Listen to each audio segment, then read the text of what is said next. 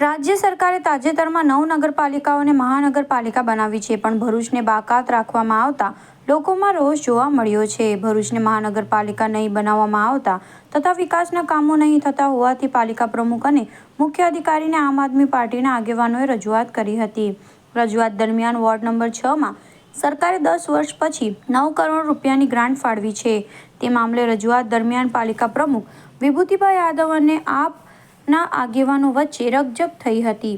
આપના આગેવાનોએ પ્રમુખ પાસે શહેરમાં વિકાસ કામનો હિસાબ માંગતા પ્રમુખે કહ્યું હતું કે મારી ટર્મ પૂરી થતા પહેલા વિકાસના કામો કરી દઈશ તો તમે ભાજપના જોડાઈ જશો।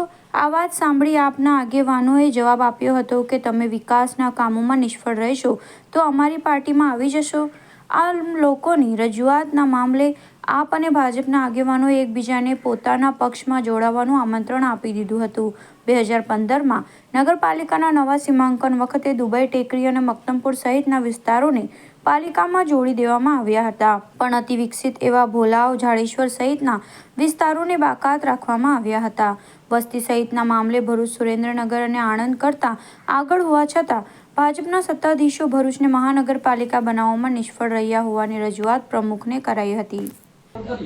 કે આપણે ત્યાંના રેકોર્ડ ટેન્ડરની પ્રક્રિયા ચાલુ છે, કામ તો ત્યાં સુધી તમારી ટર્મ મેડમ પૂરી થઈ જશે। કામ પૂરી થઈ જશે પછી પેલા વિકાસ પતાવીશ તો તમે શું કરશો? ભાજપમાં આવી જશો?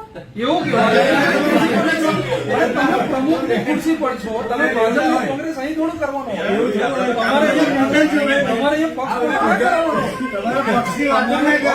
ના કરવાનો હોય। તમે વિકાસ કરવાનું ખેલી તો તમે આમ આદમી પાર્ટીમાં આવી જશો।